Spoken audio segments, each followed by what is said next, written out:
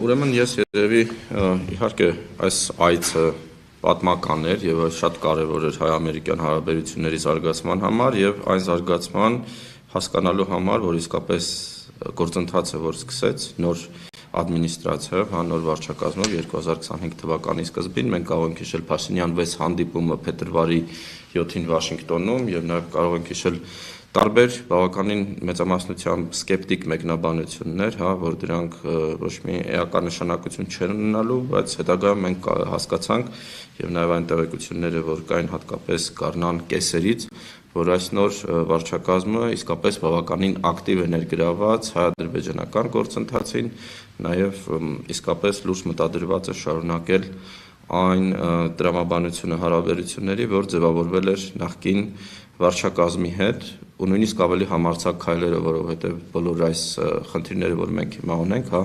նաև նույն կիսահաղորդիչների տեխնոլոգիաների, միջուկային էներգետիկայի բնագավառում, ռազմատեխնիկական համագործակցության, որ Հայաստանը բարձրացնում էր ԱՄՆ նախկին վարչակազմի մոտ 2022-3 թվականներին հատկապես, իրենք բավականին շատ դանդաղ էր այդ գործընթացը գնում, այս նոր վարչակազմը իսկապես կամք է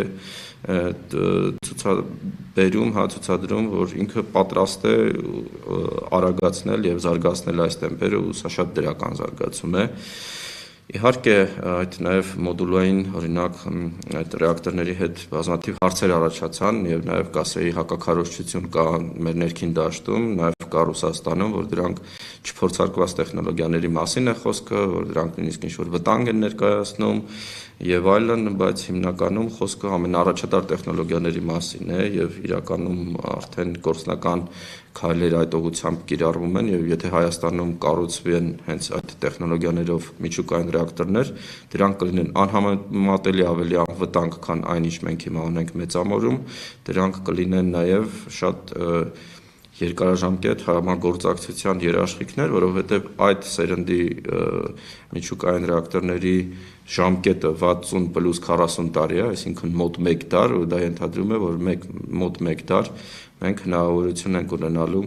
այդ հարաբերությունները եւ այդ ուղիով համագործակցություն ապահովել։ Նաեւ շատ կարեւոր է, գիտեք, այս տեխնոլոգիաների մուտքը թույլ է տալիս Հայաստանին ինչ-որ ֆորս մաժորային զարգացումների դեպքում մուտք ունենալ ամերիկյան միջուկային վառելիքի շուկային, որովհետև մենք հիմա գիտենք մեզ մատակարարում է միջուկային վառելիքը միայն Ռուսաստանը, ու եթե ինչ-որ անցանկալի զարգացումներ լինեն, մենք հիմա կարող ենք նաև գնել հենց Ամերիկայի Միացյալ Նահանգներից, որոնք սկսել են արտադրանք խորհրդային տիպի ռեակտորների համար եւ նաև Ուկրաինայում հասել են մեծ հաջողության այս հարցում։ Սա տարբեր սցենարների նաև մշակման համար շատ կարեւոր է։ Մեծամորի ատոմակայանի համար։ Այո, խորհրդային տիպի ռեակտորների համար, Ես նաև ուզում եի նշել Վենսի այցը Ադրբեջան եւ ռազմավարական համագործակցության կամ գործընկերության մասին խարտիան, որ ստորագրվել է Բաքվում, այնտեղ նույնպես կարևոր կետեր կան, որ առնչվում են նաև Հայաստանին, հենց սկզբից բացի այդ ընդհանուր հայտարարությունների, տարածքային ամբողջականության եւ այլ սկզբունքների ճանաչման նպատակներից գլխավոր նպատակը ես կասեի դա միջին միջանցքի զարգացումն է, որտեղ նշված է նաև թրիփի հատվածը, այսինքն Հայաստանի տարածքով անցնող այդ կոմունիկացիաները եւ այդ հատվածը նշվում է նաև էներգետիկ համագործակցության, այսինքն գազատար, նավթատարների կառուցման, էլեկտրաէներգիայի փոխանցման հարցում ու այնտեղ կարևոր է որ նշված է եւ Ադրբեջանի Նախիջևանի կապը եւ նշված են փոխադարձ առավելությունները հարևան երկրների համար մենք հասկանում ենք որ սա հենց այն Նախիջևանի նաեւ տարածքով Հայաստան կապի մասին կետն է որը նույնպես շատ կարեւոր է որ Հայաստանի համար եւ